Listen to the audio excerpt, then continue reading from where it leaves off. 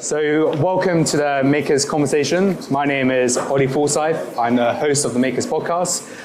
So I go around interviewing the most high-profile entrepreneurs to find out how they build really cool companies, but also how they screwed up, because it's not talked about enough. And I think those are the golden nuggets of information that we all need to know about. Just before I introduce the two speakers, you've got two postcards on your chairs, which hopefully you've seen. We've got Visa here tonight, who are a data agency, almost the opposite to Tinder. So if you sign up for their paid membership, I'm told they have an 85% success rate, and you have a free open membership here tonight. Also, a massive thank you to WeWork, who are hosting us. Karen in the back there is done work for us, so thank you, Karen. But my two guests here this evening are, we've got Graham Hobson, co-founder of Photobox, which has raised over $300 million to date. They also bought Moonpig, and they sold for many hundreds of millions of pounds, which we'll go on to later on.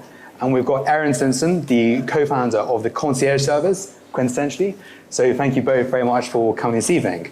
So Aaron, let's start with you. Hello. How are you doing, first of all? I'm very well, how are you? I'm good, thank you. Good.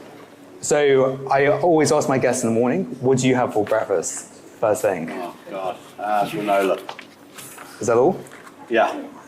And what is about 6 coffees, but that's... And 6 coffees. Don't mention that. Fair enough. And what is the one thing you wish you did differently before you turned 20? Oh, God. It wasn't that long ago, by the way. Dated Kate Beckinsale. Not bad. I was at college with us, but I couldn't Fair get enough. there. Fair enough. I tried hard. And what is... Still trying. Don't tell my wife. Fair enough. Fair enough. And what is your favorite company right now, apart from Quintessentially? Oh, the one I'm working on, which I can't talk about. No, my favorite company. WeWork, of course. Oh, no, not WeWork. Let me think about it. I'll come back to it. Okay, outside the hands. So you started Quintessentially in 2000, when I was actually just 2 years old, with... Don't look it. Thank you. With Ben and Paul. Yeah. What was the eureka moment, and why Quintessentially? Well, I was a film producer at the time, and I was producing movies, good ones, not very good ones. And I bumped into Paul, I was at university with, and I said, I've got this idea for basically a online shopping mall, a digitalized shopping mall. And he said, that won't fly. Boo.com had just gone. Do you know Boo.com? Some of you do, some are like, yeah. Boo.com was the biggest internet failure of its time. I think it was about 70 million was invested by LVMH. And so we decided perhaps park that idea and instead give people access to the inaccessible. We did so across London and New York initially, and the idea was basically to compete against Black Amex. That was it. The eureka moment was, Black Amex don't do that very well, so we will do it very well. And now we're in basically 1,800 countries, about 5,000 people, and look after about 250,000 clients. And so how many members do you have now? 250,000. Fair enough, okay. And going back to those early beginnings, what were some of those really hard challenges?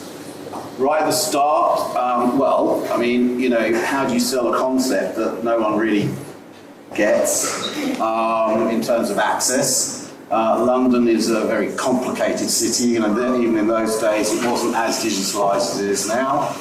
So it was very much about relationships and growing relationships. So we had teams out there every night going clubbing and eating in fine restaurants and getting to know the owners, etc.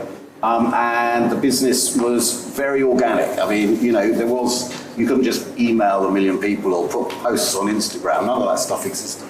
So it was very much a word of mouth play. We signed up around 300 people in our first couple of months, and that helped us grow. And then a company called Virtu, I don't know if you know about them, but it's a mobile phone where you could press a button and you could connect to us, and we built that concierge platform for them. That was owned by a lovely company called Nokia, again, doesn't really exist very much today, who put about £5 million our way. Bingo! Love it. All right. So it's been reported you do about $100 million in annual revenue. That's net revenue. Net revenue, okay. How are things going in these challenging economic times? Well, I don't think they are challenging. I think Britain is up for sale at the moment. We're 20% off Price-wise, we did 3 transactions. It's not just a concierge business anymore. We have real estate, education, a marketing company. Tons of different companies, 28 businesses now.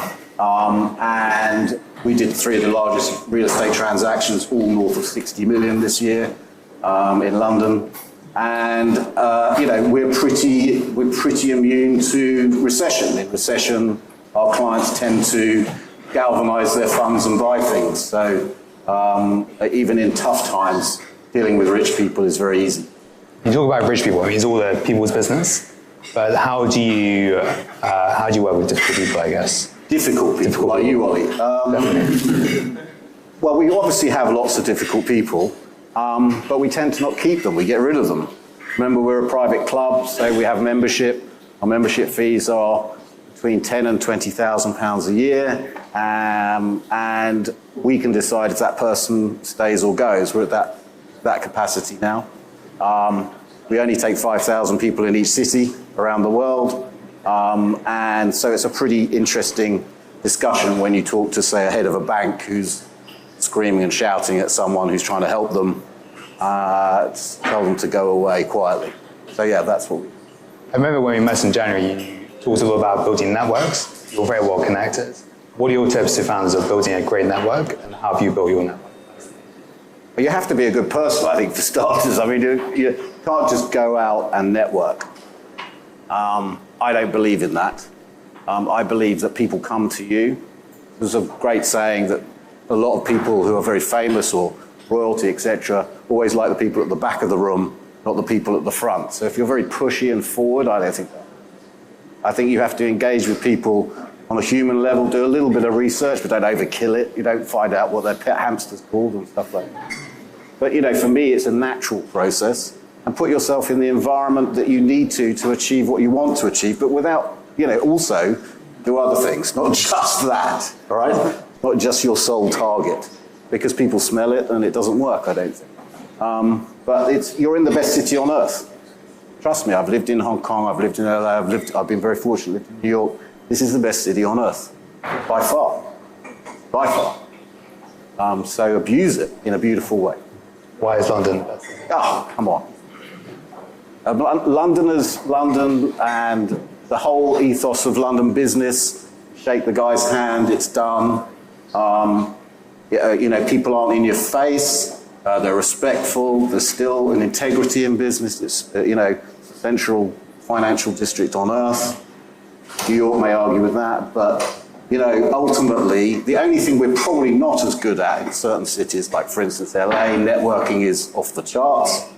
If you link with someone in LA, they will connect you to their entire network because that's their value. New York will ask you straight away how much you're worth, where do you live, what's going on. If that's your goose, then go after it. But London is very much a city of, every headquarter on earth, either a European headquarter or global headquarter, is based here. So use it. It's the best opportunity. The most fortunate thing is you're born and work here. So that's why we have so many very successful companies coming out of London. It's easy, yeah, relatively. Yeah. If you were born in, I don't know, Paris, you've got to get on the Eurostar quite a lot to London, exactly. Right? Yeah. And so how many direct employees do you have now? 5,000. 5,000. And how do you make sure they're all cooking on gas every day and making sure they've got a drive to keep on going? You can't. You have to trust that they're doing their job. Unfortunately, when you get to a certain scale, it becomes...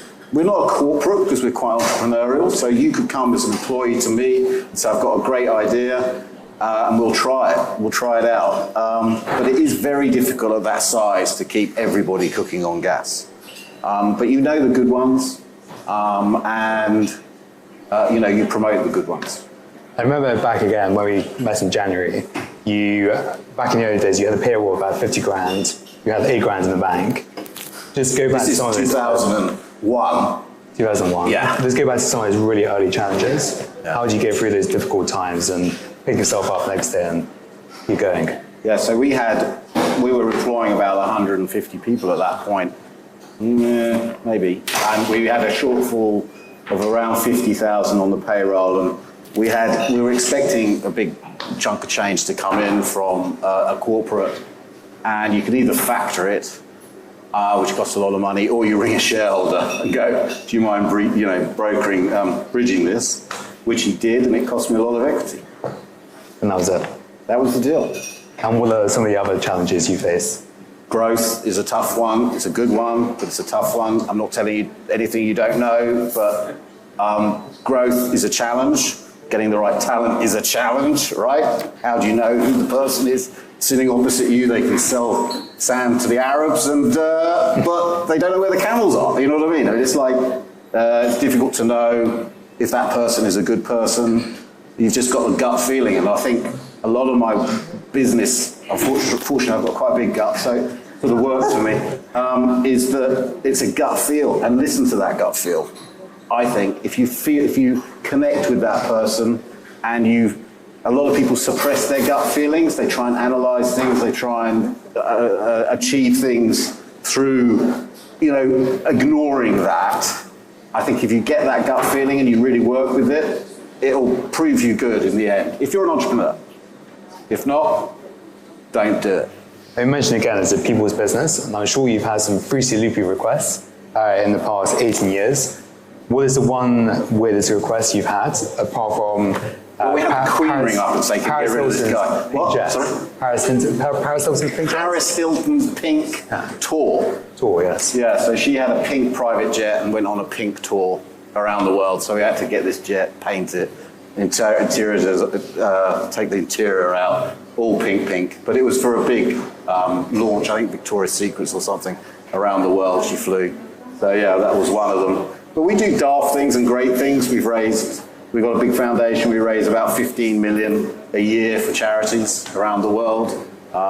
Actually, your wife has worked with my business partner on Felix Project, which is delivering meals to school children in the morning, 70,000 kids in London. This is what I'm not proud of for London. 70,000 kids a day go to school without a breakfast inside them, so we're raising money to put that right. But we do the sublime to the ridiculous. So, we've delivered burgers on top of mountains for people that wanted to make sure, rang up and gave us a challenge.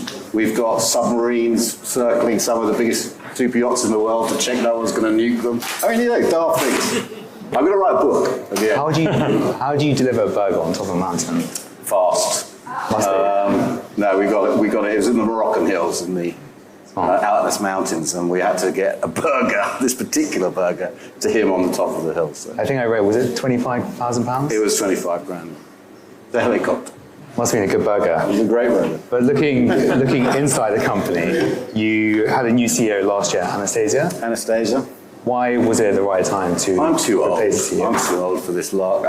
No, I have a startup I'm doing. So I said to Anastasia, who's been in the company, she's been in the company 10 years. She's 32.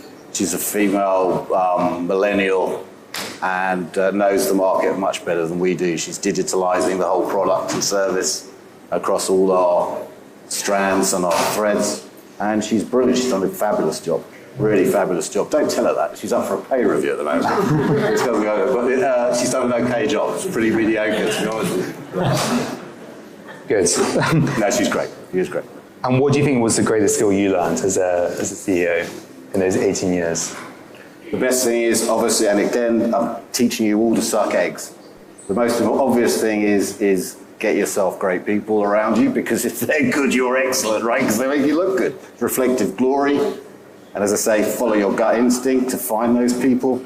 And I say this in a really positive way. All our top execs, 70% of them are women. And I feel that women in top jobs are better.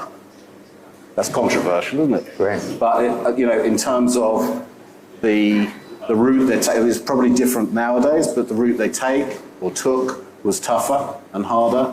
And I think we have 70% of our ladies are top execs, and I think that's a really important lesson for me, to employ as many great people, but also women. And so looking to the next 5 years, what's next for Quintessentially? Quintessentially, yeah, okay. You can talk about your idea. We're building a big boat. We're building a 220-metre boat, which is a first ever floating private club. You're all welcome. Is that serious? Yes, yeah, Great, that's on camera. You can all come. You might not get on, but you can all come. I'm kidding. I'm kidding. What else are we doing? We're actually in talks to do a hotel chain at the moment. But yeah, they're the two big projects. Yeah. Very good. Well, Graham, if we come on to you, thank you very much for being here this evening. You're welcome. How are you doing? I'm really good, yeah. Good. So let's ask the same question. What do you have for breakfast this morning? Oh, I get the same question. You get the same question. I should have rehearsed. I had muesli. Very nice. I actually went for a swim and then I went home and I had muesli. So. And what is your favourite company right now, apart from the various companies you're involved with? Favourite company? In terms of what? Anything. Anything. One company you love. Well, I spent 2.5 hours being an Apple fanboy last night watching the keynote, and I thought they did an amazing job of creating drama and theatricality around, incremental changes, but they did a really good job of that. A friend of mine is a producer for a movie company. They make really cool documentaries about space and flight, and they've got a movie coming out called Armstrong, like the true story of Neil Armstrong. And I just love the work they do. It's really interesting. They have a great team, and they produce amazing stuff. So that's one of them. Yeah. Love it. And what's the one thing you wish you did differently before you turned 20? Got a tattoo. Really? Yeah. I think I should have been more rebellious. I grew up as an only child, and I feel like I was a complete idiot until I was 25, and I didn't get enough life experiences before I was 20. Love it. So, like Aaron, you started Photobox in 2000. Yep. What is Photobox, and what was the eureka moment for you guys to launch it? So I had a career in investment banking tech for about 14 years before Photobox, and I got married and I had 2 young children in 1999, and we were taking lots of pictures of them and I was taking a roll of film down to Boots every couple of weeks, getting the pictures printed, and like half of them were rubbish, blurred, flash didn't go off, tear them up. And I thought there has to be a better way, so I bought a digital camera and I couldn't get prints. It was just that simple. You can't get prints on the high street. There was barely an internet then, and you certainly couldn't order them online. So I thought, it can't be that difficult. You can see these print machines in the back of every chemist. Having a website and an order management system can't be that difficult. So it was just an idea, a business plan I wrote with Tube over 2 weeks, and kind of did a little proof of concept, and it worked. And so by the end of 99, I decided I was going to do it. And then I had to convince a friend to come in with me, or I wouldn't have done it. So. And I believe on your first day you made £2.70? We did, yeah. We launched in May 2000, which was a bit brave because there was only dial-up at the time. We were trying to launch a digital photo service with no broadband. But yeah, we opened and a guy printed some pictures of some air show, and £2.70 was the first day. Great. And next 2 days were 0. So I guess some of those early challenges, what were they, and how did you get through them? So I think when you do a startup, there's no guarantee that it's going to work, obviously. And in retrospect, you can think, well, that was okay. I kind of muddled my way through. But every day feels like an existential crisis. There was so much to do. I was sleeping about 4 hours a night. Everything felt like we were doing it half-heartedly or wrong. And we went very quickly and with a very terrible website, but launched it. But ironically, I think the thing I did most wrong in the first 2 years was just going too slowly. I had a friend called Mark who came in with me, and we were both quite conservative and really, really caring about cash flow preservation. And once we'd proven that the idea worked, I think we should have gone out and raised more money and gone faster, and we didn't. We tried to grow very slowly, and that was a big mistake. And around the time that Boo went bust and last minute launched, the whole market crashed, and it wasn't possible to raise money. So we did have to kind of go into hibernation mode. But when we came out of that, we should have come out a lot faster, and we didn't. Well, you raised 500,000, I think, the first month? I raised 480 grand from people I worked with, because it was an internet boom. So they were like, yeah, here, have 15 grand, have 30 grand. So I had a NatWest bank account at the end of 99 with 480 grand in it and a kind of 20-page business plan. And I thought, I'm a fraud. I like somebody's going to come and arrest me.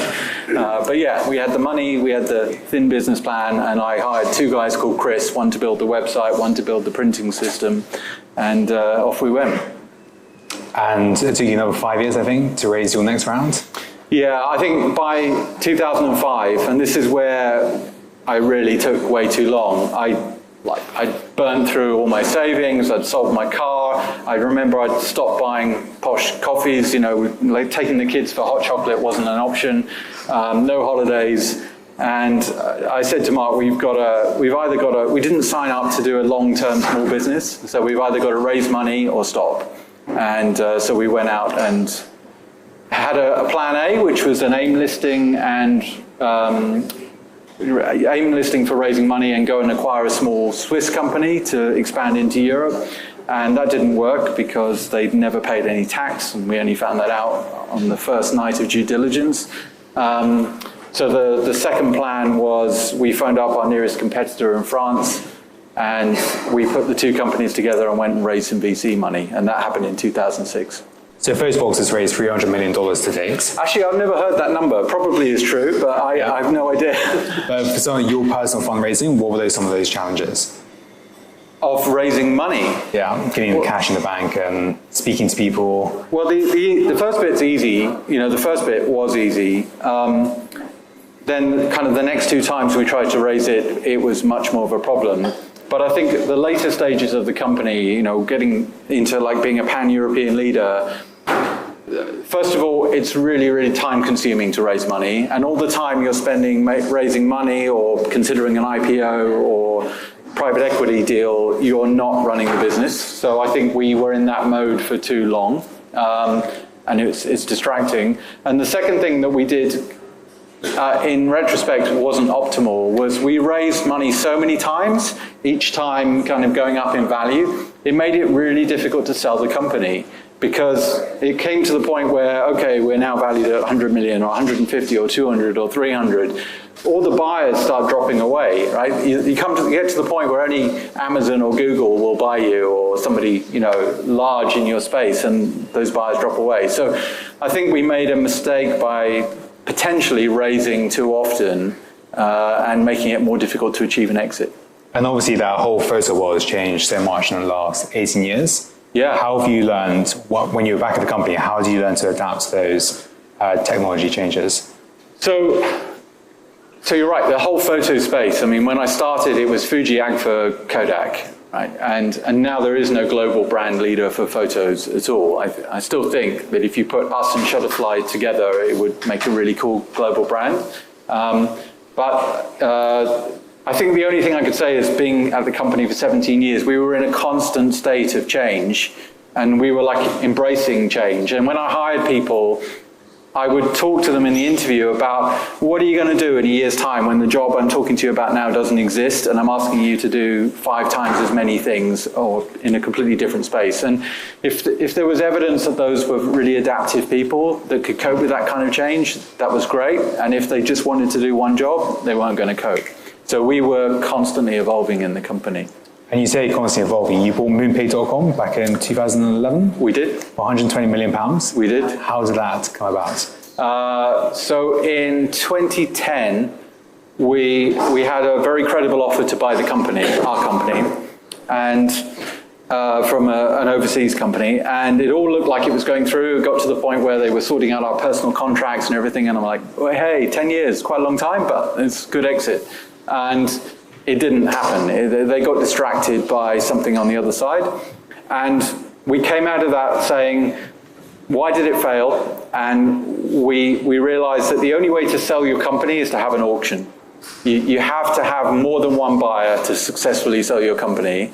And we were like, why didn't we have more options? Why didn't we have other buyers? Why didn't we have the option of an IPO or something? And we came to the conclusion that there were lots of factors. I won't go through them all, but basically we were too small.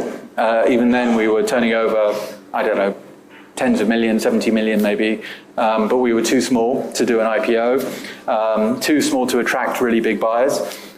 We were really risky. We had this huge seasonal peak. Like we had this one day in December where we'd do 10 times the normal order volume of an average day. So if you got Christmas wrong, the whole business, made a loss for the year.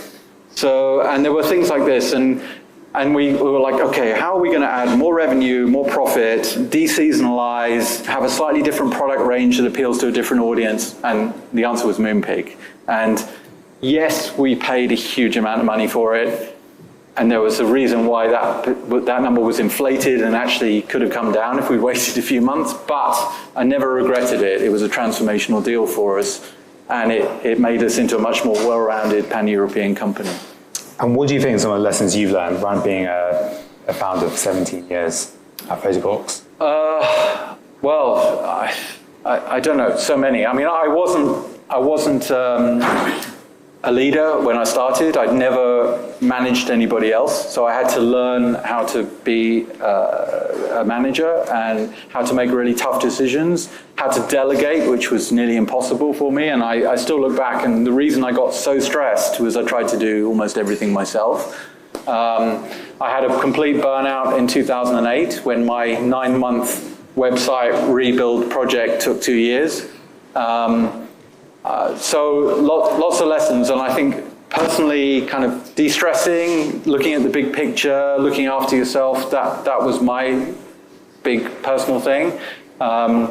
Being surrounded by really smart people.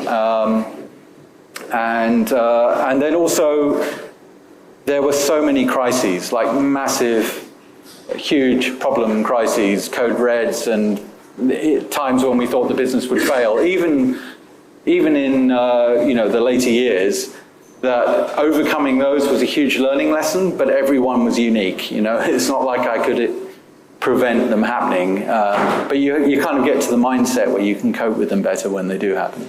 And what do you think some of those challenges were in those 17 years? Is there one or two that really stick out and remain that you never forget?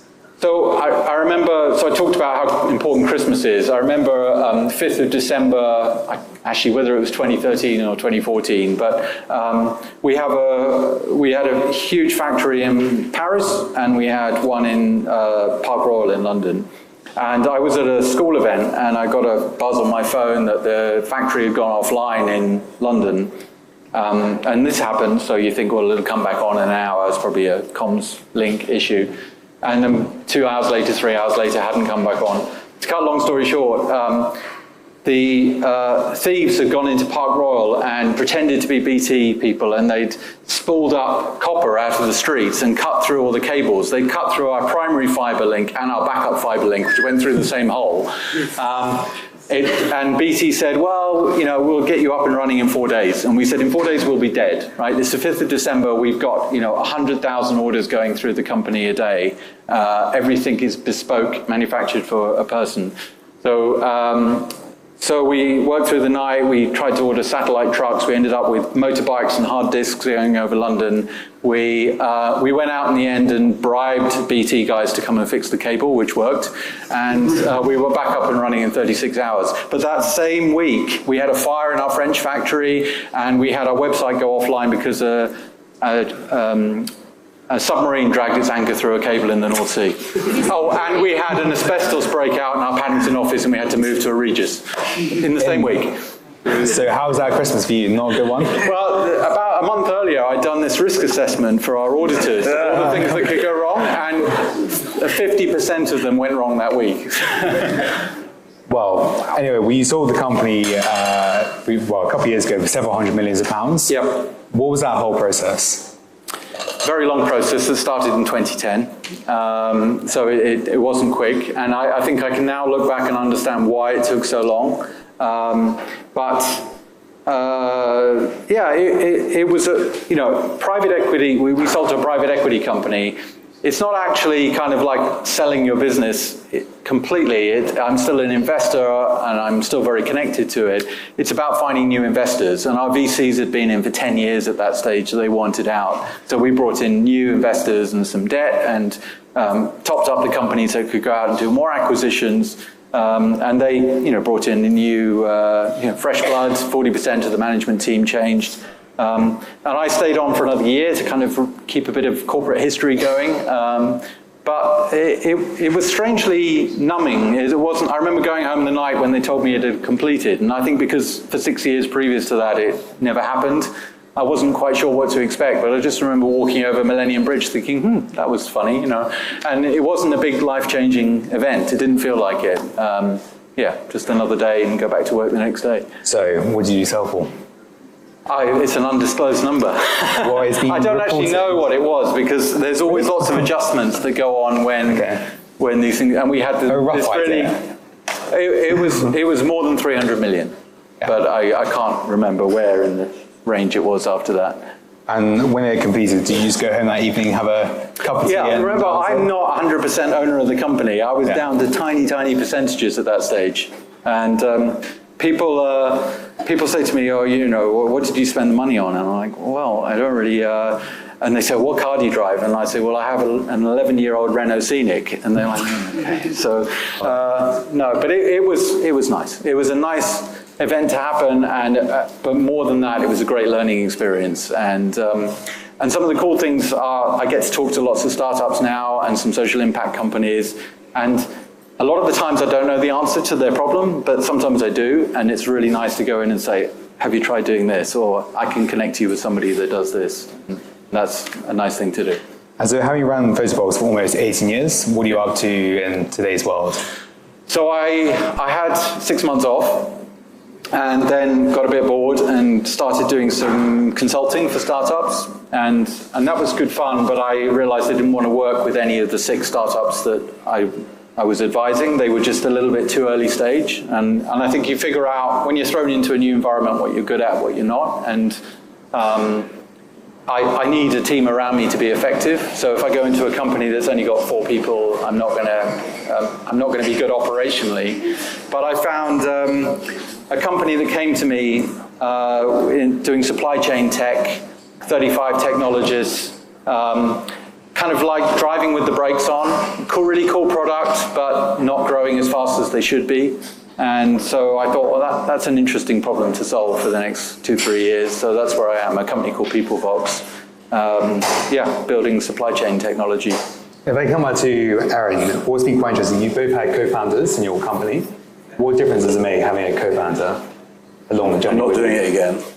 I'm kidding. Well, because you share the stress, right? I mean, you know, someone to bounce stuff off. But I'm old enough and wise enough now not to bother with that. I wouldn't have done it without a co-founder. I'd never run a company before, never managed people before. I was good at tech and good at kind of business development, but I was terrible at process stuff, hiring, contracts, bookkeeping. And I think Mark and I were very complementary. And he always describes himself as the Andrew Ridgeley of Photobox, and you're all too young to remember who Andrew Ridgeley was, but he was the one who never spoke in Wham. And so Mark thinks he was like the silent partner, but actually he just made it all glue together, and I couldn't have done it without him. And within those 18 years, the biggest question, what's been the biggest screw-up you've had for you personally and with the business? I think it was just naivety, you move on from one challenge to the next and you think, well, I can solve this. And there was one point in 2006 where we put together the French and the UK company. We had a couple of really big challenges to sort out operationally, and we did those. And then we said, okay, what's next? And I said, well, I've got, we're running in 10 countries now, and I've got 6 terrible websites. Let's build one super duper website that does everything, and I'll have it ready for you in 9 months. And it took 2 years, and even then it wasn't good enough. Eventually it was good enough, but it's just the naivety of that. I just thought, and this is often the case, I think, with founders, you think, well, if I can brazen my way through and get there through sheer passion and energy and commitment, then all my team will do the same. And actually most of your team, you can get them to buy into the vision a certain amount, but at the end of the day, they want to get paid and go home and spend time with their family. And so giving them unrealistic goals was not going to work. And it was that learning exercise that was a big thing for me. And how about you? Yeah, I would probably echo that a little bit, but I think, don't take it too seriously. It's business, it's not life or death. Roll with it, adjust quickly. It's much easier to adjust today than it was 10 years ago. And I think, for me, it's try and get all your employees and, to be as passionate as you, if you can be, it's difficult. Give them a slice of the pie, elevate them. So if they're in a role, try and elevate them to a better role and encourage them. And also, I think, for me, just get a little bit of experience around you. Just a little word of advice around you, even if you don't listen to it. Grey hair, as they used to call it in my day, and I'm grey-haired. So, just get a little bit of grey hair because they've seen it all, done it all, especially entrepreneurs that you respect and admire. Don't pack it out with people who are head of governance at some corporation, right? Because that's a waste of time. They won't give you anything. They'll just stop you from doing things, all right? So if there's any heads of governance, you've done a lot. You're working on a new project, but what does a typical day look like for you? I'm up at 6, not because, it's only because I have 2 children. I wouldn't get up at 6 and a dog that comes bounding in and why do we get a dog? Anyway, and I clean up the crap, right? I mean, say to your wife, come on, you'll do that. Anyway, and then I get in a car and whips me down to the office. They roll me out now, literally roll me out. And, I shake the glad hand of the head of this CEO and that one. But actually, I'm primarily on this startup. But I've invested in about 70 companies. I'm on the board of about 20. But I'm pretty active. I don't muck around. Don't do 3-hour board meetings and stuff like that. I believe in people first, ideas second, and that's done me well. I've done quite well out of my 70 investments, but I'm not doing it for money. I'm doing it mainly because I like the people. And if the people are passionate, although we were talking about passion and energy versus skill and gut, I suppose, plays a lot with me. And so, that's what I'm busy doing. But the startup's going to be mega. We'll have you back. September, yeah. Like it. Graham, how about you? Typical day? I get up at 6. I'm a morning person and go swimming or running, and then I'm at work by about 8:30. I like to see my family in the morning before I go. And I'm working at WeWork over in Marylebone, so it's kind of nice. I live in West London, so it's a nice, easy way. But it's fairly intensive. I'm dealing with remote tech teams, so I spend a lot of time on Hangout or Zoom every day. I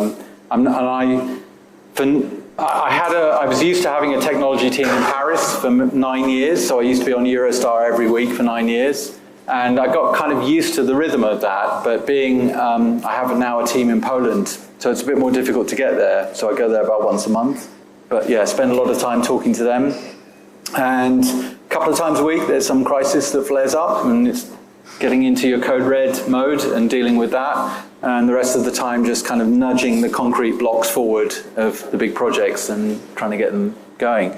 But I said to you earlier, Ollie, I came to this startup or this business with a fair amount of baggage from the past. My links with Photobox, like Aaron, I've done some angel investing and some social impact stuff. And I realized it was going to be really difficult to juggle the two. So when I started with this company, I said, do you know what, I can only give you 4 days a week. I'll be your CTO 7 days a week, but I'm only going to be 4 days a week in the office. And I keep that extra day for dealing with the extra things. And that's quite a nice shift. And talking to other people and hearing their challenges at earlier stages, it's really interesting for me. So you've gone from being a founder to now working in a company. Yep. How's it being transforming to being no longer the boss? Well, it's different. It's inheriting somebody else's vision, which you might not agree with,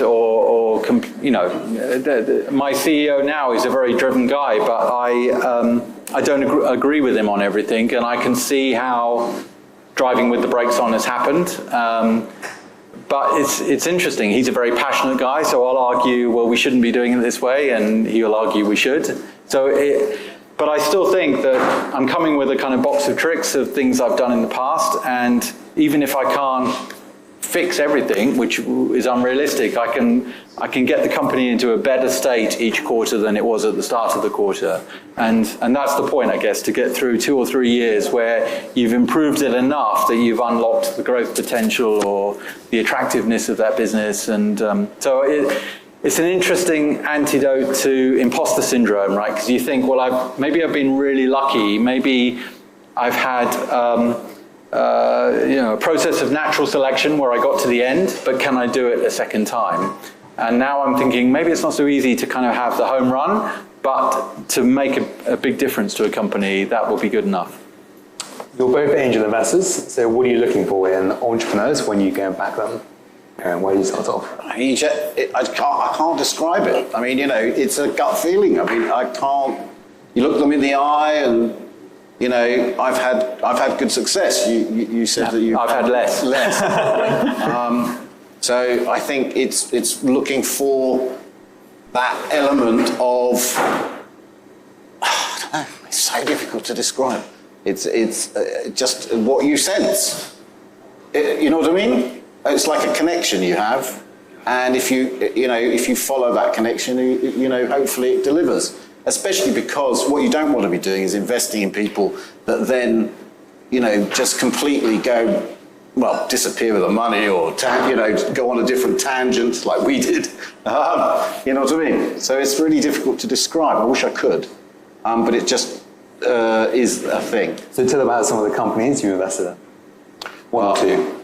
Yeah. Lexi Health is pretty cool. So Lexi Health, I mean, it's not far from my space. Lexi is we raised 1.5 million at a 20 million valuation, which was extraordinary for a startup. But we tapped up the entire medical community, which is an incredibly wealthy community, don't really invest a lot. The other great reason to being in London is you've got SEIS and EIS, which is a Michael Heseltine thing. Not that I'm getting political, I'm not either way, but that was a great move on him.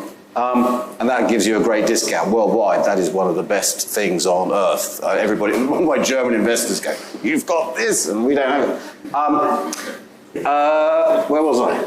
Oh yeah. Talking about the Which one? Lexi Health. Lexi, the medical concierge. So you can ring up if you know the London health market. You can ring up and literally ask them who's the best at this, who will be the best fit for me, etc. And it's particularly for incoming private health clients. So it plays well to us. And I've also invested in Headbox, which is like the Airbnb for spaces. I've invested a whole lot. I've invested in a moon project, God knows why. I don't think they have a moon, but behind Elon, and I've got a couple of other things going. Love it. Graham, how about you? So I'm a terrible angel investor, I realized. I've invested in about 30 companies, and I started out by just meeting the founders, and if they were passionate and really committed to making their business work, and they could express to me in a few sentences what it was about, I felt that was good enough, because I thought, well, that's how I was at the beginning, and I got there. And what I realized is that that's not good enough. Lots of them have failed for, I don't know, stupid reasons. I guess there were plenty of stupid reasons that could have brought Photobox down, but didn't. And I think now, if I was going to do angel investing seriously, because I've kind of paused now, I think it was a bit of the giving back, like you mentioned, Aaron. I wanted to do it because I'd benefited from it, so I wanted to do it for others. But if I was to go back into it, I would pick probably slightly later stage companies. I would spend a lot more time on the due diligence of, okay, how are you going to achieve this growth? Some of them have failed because they were trying to start tech platforms and they had no technologists on the team, or medical staff and no medical person on the team. And so basic operational stuff as well. But it's been a learning exercise, and it's not, it's not the end of the world. In fact, I've just had my second ever exit yesterday. A company across the road called Sift, who are a massive marketplace of hospitality workers through an app, just sold to Indeed. It's probably the smallest investment I've ever made. And so if I could have, got that kind of return on one of the larger ones, I'd be great. My portfolio would look less red, but it's looking very red at the moment. And just before we ask the audience, I'm sure you've got lots of advice for entrepreneurs, but what's that one piece of advice you could give? I think I think for me, it's just about getting out there and talking to people and making connections. I was 2 years kind of head down, too busy to get out to the office, too busy to talk to people. And often the thing that you're struggling with, if you just explain your problem to somebody else, a solution starts to emerge. And so I think it's getting out there, making connections, seeing who can help you, just asking for advice. I think that's it. Great. I don't really, I mean, you're all bright, intelligent young people. You know, for me, just keep on going. I mean, okay, if the door's slamming in your face and you're on the abyss and you can't see a way out, give up, try something else, but don't ever give up. You know, keep that energy going as much as you can. Keep pumping. Well, Aaron and Graham, thank you so much for your time. Please, can you thank us?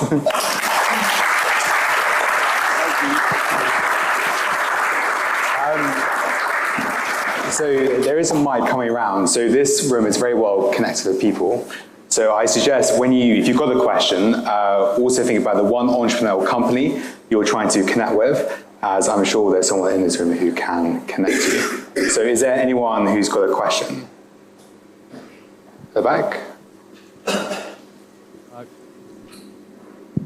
Yeah, it's working. So first of all, great job there, Ollie. Well done. Hey, Raj. Hey, man, how's it going? Great presentation, guys. Thank you very much for sharing your knowledge and your previous experience. A question for Graham. As a CTO and a founder, how do you find yourself dealing with in a sales situation? You see yourself better placed than a CEO? Or do you find that as a CTO, your role is more technical, and so you try and sort of avoid situations where you're selling as well? And Photobox wasn't really a B2B platform, it's more B2C, I would imagine. Yeah. So I think I was always in the room when there were investors or potential acquirers, and my part of the story was a big part of it. I learned so much from my CEO about the deck, the importance of the deck and how you position yourself. You've got to tell a story about where you've come from, where you're going, why you're going to dominate, how you're going to grow, and how the potential acquirer is going to generate value in the future, right? And I learned so much about that storytelling from him. But the technology piece is also a lot about how you're going to get there, you know, and how, whether it's improving something that's not great at the moment, or whether it's you know, like showing that the technology is really getting to an advanced level.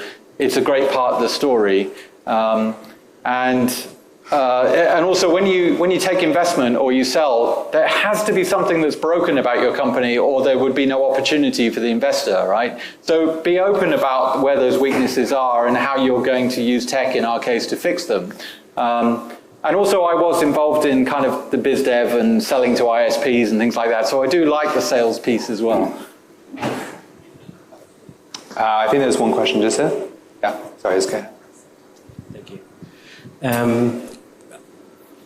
How do you see the importance of having a board, and at what stage have you started putting together a board? Is it really an early stage because you wanted it for funding, or is the board changed over time? Me? Yeah. The startup I'm working on, I've put an advisory board together already, and we're 3 months in.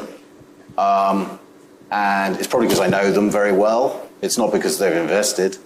Some of them have, some of them haven't. But as soon as possible, I would. I think you find out you're so busy building a business, but that's one of the most important aspects, is getting people around you, as I say, that help you. Not saying no to you, but are questioning some of the decisions in a non-frustrating way. Especially if you're like a dictator of an entrepreneur. You want to get things done, get on with it. And what do they know? You know what I mean? So it's got to be an advantage to bring them in as much as possible. But don't get professional Neds. Don't get people who sat on big corporate boards unless you're a big corporate player, because unless you're appealing to them and you want to get their business. Just go for people that are quite similar to you in terms of just 20 years ahead in terms of experience. Yeah, I honestly didn't know what a board was for when I started Photobox. There was a bunch of guys that came around, sat there once a month or every couple of months, and I just thought it was a boring 2 hours when I could have been more productive. I now completely know what it's for. It's governance, it's protecting the interests of the investors, and it's asking the difficult questions. The board is not there to operationally fix your problems. It's not there to magic everything away. It's there to challenge you and ask you to figure out how you're going to solve that problem. And the best board meetings I go to these days, because I'm on 2 boards now, are the really short ones where we get into the savage questions within about 10 minutes. And those are the ones that have the most clarity. You come out thinking, okay, if I don't close that deal, we're screwed. And if we don't do this, then we're going to be insolvent. And you know, it's those kind of clear questions that you really need from your board. But also to help you with the problems you face, right? You know, there are, you know, you can get beaten up on a board, but you want them to help you. Otherwise, I mean, anybody can sit there and criticize, right? Change the board as you... Yeah, you get rid of the ones that get on your nerves. I think we've got one there. So a question from me with regard to customer acquisition. With regards to churn, retention, and reacquiring customers, how do you deal with that without having to discount your service or product constantly? Well, we're word of mouth primarily. In the digital age, we're obviously digitalizing that as word of mouth as much as possible. But we're a dinner party conversation in terms of our membership. It's a £20,000 product, right? We churn at we retain 90% of our clients on an annual basis. And that's because we deliver exceptional services. And remember, you can call us for anything, anytime, anywhere. So that's a pretty uphill task to perform. So you're right.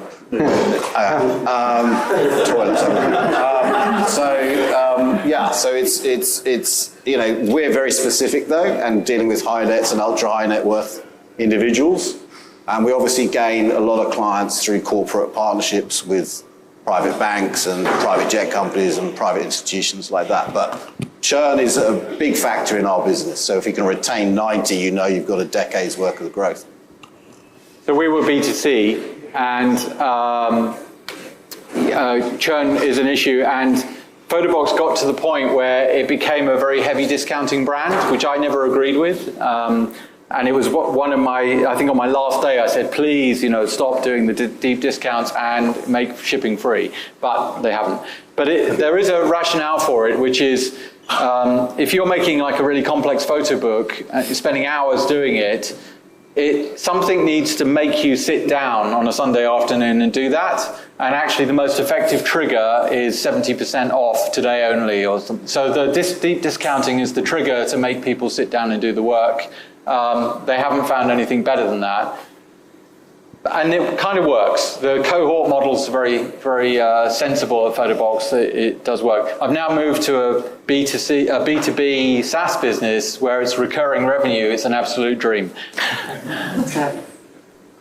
Sorry, one here, yeah, Franz. I have a question for Aaron and maybe Graham as well, but it's based on something you said, which is basically that now that you're older and wiser, you don't need a co-founder anymore. So as a 20-something entrepreneur, I've never been old, which means that I don't exactly know if that's true or not. How do you think the journey differs the journey of starting a startup differs from now as compared to like when you were younger as well? I mean, what is different, what is the same? I mean, I'm going to make you all slightly nervous. I'm Slack, and what else is this product that I have to log into every day and check what these guys are developing? I mean, literally in our day, it was a completely different story. You know, the internet had just been invented. We just got mobile phones, remember, in the late 90s. So, you know, it's a completely different kettle of fish. And I think as an individual, my co-founder in my startup, so to speak, he will call himself that, which is absolutely fine. He's 26, you know, he does stuff. I have no idea what he's doing on a daily basis, but he runs our entire dev team. And I can do that. I know that, but he's excellent and he's brilliant and he's exited the business already and he's really, you know, he's really good quality. So I'm being a bit facetious, so I said, don't need a co-founder. Everybody needs good people around them at all times. Yeah, but you go through, it's like a marriage. I mean, I was 18, I'm still 18 years into this marriage. You know, we used to, I mean, this is how, we used to sit in an office, not much bigger than here, and smoke like 50 a day, et cetera, you know, it's like, and get through it. So we've grown up, men and boys, through it all. And that's something you sort of, hopefully, take with you all the way through to your next experiences. But I've been offered to invest in the new one. They don't want to do it. So I'm like, go fuck yourself. Anyway, I made a bridge. So. Well, No, we'll move on. yeah, cool. Sorry, well, yeah. So this question's for the both of you. I want to delve into a little bit of what your childhood was like. So if your best friend was here right now, how would they describe you as the student that you were? And final question is, would they have guessed that you would have become the man that you are right now? You first, dear. Good question. I had a really nice childhood growing up in the suburb of London. We lived in a fairly small house, but my parents, my dad was an estate agent and, you know, had a good job, so we went on nice holidays. And so, yeah, I was an only child, but I didn't realize that was an issue at the time. I have 3 kids now, so I kind of figure what I missed out on. But I think at school they probably described me as a bit odd, socially awkward, a bit geeky, certainly at secondary school. Would they be? Yeah, they'd be very surprised. You did the research. What would he say? Yeah. I think you're a partier. A partier? Yeah, definitely. Maybe. I have a house in Ibiza. Maybe. I think you're a very social person who understood how to control a crowd. Maybe. Is that what he would say? Well, he's a deaf, dumb, blind mute, and he's actually a very successful VR producer for feature films and stuff. So he just takes the piss out of me all the time. He says, "You don't work for a living. Get out of my face," you know. So, but he's a good guy, and we're up a long time together, and it's really important, obviously, to carry all of those types of relationships through, because they ground you at the end of the day. They say, "Yeah, don't get cocky and all that nonsense." And you still get cocky, of course, but and then they leech off you going to Ibiza every summer. So yeah, no, that's probably what I'd say. Calm down, son. Peter? So we have 2 quite different businesses. One's more sort of consultancy, I think it's fair to say, versus a software business over here. Okay. Do you think in the new business you're starting? I'm not a consultant. Well, it's a service. It's a That's worse than calling me old. It's a human business, human focused business. Oh, human. They're providing a service. Okay. Do I have a pigeonhole? Versus the software business over here. Right, okay. I'll go with the new business you're working on sounds like it's more of a software focused business with dev team. Is that a sort of itch you wanted to scratch, and would you ever venture into the more human-focused business? And do you think it would be safer to stick with what you know? That's the question. So I'll start then. So actually, Photobox's real value was in being a human emotional business. Nobody bought paper and ink because, for 70 quid because they like the physical product. They bought it because it's their own family memories and had a lot of emotional value. And the most common thing we would hear is, somebody gave me this and it made me cry. And so we realized that it was that emotion that we needed to tap into and constantly strive for. And actually the technology was a bit crap. I mean, the Photobox website still looks very dated, and apologies to anybody that's still there. The tech, it wasn't leading edge tech, and I think I now look back and regret that I hadn't gone different forks in the road when we were making our architectural decisions, but very much on the emotional side. And now I'm in a business that's kind of pure workflow technology, and it's just about making those transactions work as efficiently as possible. Well, I'm going to change my business card to consultant now. And no, I mean, yeah, I promised myself I wouldn't employ more than 100 people in the new business, which is a headache. And I also wanted to change something quite dramatically. So I'm disrupting a $1.2 trillion industry. and quite substantially as well. And I just thought I wanted to try and get one of the first ethical unicorns out of Britain. And I think I've got it. We'll see in September. We'll see in September. Hopefully. Hopefully, indeed. Last two questions. Let's go ahead. First of all, thank you for so non-formal conversation. Really great. My name is Alex. I'm moving from 9 years paid job to SaaS startup founding thing, not paid. So, and my question is actually about co-founders.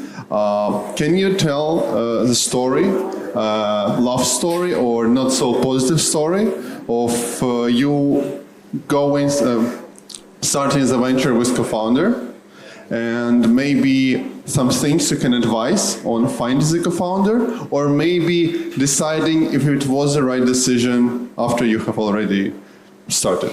Have you got another founder? Yeah, I have a so what was your process? So basically my process was I had a guy I was working with in the previous company, and the guy I was just hanging out. And I just told them, Barman. No, in the tech community. And I just told them my idea, and while I was telling the second guy my idea, he told me, can I join? And I told him, basically we've met, so I can invite you to join. That's my story. However, 3 months passed, I'm trying to think it was the right decision or not. It's interesting your experience of this path. Well, if you're questioning your decision, good, because I think you should always question who you're working with, etc. In a positive way, though. So if you have a self-doubt, listen to your gut instincts. Listen to them. Because people get very excited, and it's like, oh my God, yeah, those other people love it. And then they're like, oh, hang on, it's not Disney. And but I was at college with one of my founders, and he was bright, lawyer, so I thought I need a lawyer. And then my other founder was well connected in London nightclub scene and restaurants, etc., which sort of has a big sign over it saying, "Don't touch it with a passport." And we clicked. We all clicked. But you have your off days and your on days, so maybe you're on an off day. But as I say, I can't tell you how to do it, but you just trust it. Just trust it. I say this all the time to people. The door opened. He was in that place at that time. That was the door opening. But is that the right decision for you? I'll give you a secret. I have a, what would I call her? I would almost call her a spiritualist who works for me full time and tells me about people, so that I follow my gut instinct, and then she basically tells me what's right or wrong about them and reads them for me. And I've never really told anybody that, but you're the type of person I'll tell, because I actually think that's what you've got. Yeah? Because you said the door opened and you had a moment with that man or woman. So follow it. It's important. Thank you. Graham? I'll just add briefly, you're going to spend a lot of time with co-founders, so make sure you can stand each other in a room for a long time, but pick somebody that challenges you as well. You don't want to be an echo chamber where you both think this exactly the same thing. And the other thing is, I gave away quite a lot of equity at the beginning, and I did wonder after 3 months when my co-founder said, oh, I'm not sure this is the right thing for me. I was like, oh my God, what have I done? But it all worked out okay. He stayed with us for 12 years. So I think some people now give away very small amounts of equity or give the co-founder status later on when they're sure that the relationship is working. But it depends how careful you want to be. But yeah, just make sure you get on. Thank you. Cool. Final question. I have a question for Aaron. Hello. Hi. What's your name? My name's Mia. Hello, Mia. Hi. When you first started expanding Quintessentially internationally, what would be your main tips for a business going through that? We franchised. Okay. We're a service business, though. So if you're a product business, probably slightly different. Service business. But we franchised globally quite quickly. So in 2002, our first ever franchise was Turkey. And then, I don't know why, he probably turned up at our door and said, let me in. And we were like, yes, you've got money. And then we did 50 within 3-4 years. All quite franchises. Quick. All franchises. And do you think that's the best way? Well, it depends on your business, and I'll have a chat with you if you want. But for me, the key is we obviously were looking after very wealthy people around the world. So getting the connectivity to people that potentially would like to do this was quite easy. It depends on your service, right? But I recommend quite a lot of the time to businesses that I invest in that grow your own company in core markets like we did. USA, UK, Dubai, Hong Kong, South Africa, because my wife's South African, and she needs something to do. And then the rest of them sort of do a hub and spoke model and license or franchise out. And we cull the bottom 3 or 4 every year, and the top, it encourages everybody else to keep on going. So yeah, depends on the business, but yeah. Great. But all the investments I do, I sort of say to them, think about that model, because you can get, if you've got a land grab going on, you need it to get on with it, and that's the quickest way of doing it. Yeah, and it's much easier on capital and on human time. And how did you choose your franchisees? Yeah, so we have a large network of very wealthy individuals, and what tends to happen is that they are well connected. So the guy who runs Istanbul, phenomenally well connected in Istanbul. You do a little bit of background on him. You've got more resources than I ever had to do background on them. And then you meet them and you have a beer or a glass of Chardonnay or whatever it is. Thank you. Great. Well, first of all, thanks so much for coming this evening. Yeah, let's go for it. Thank you.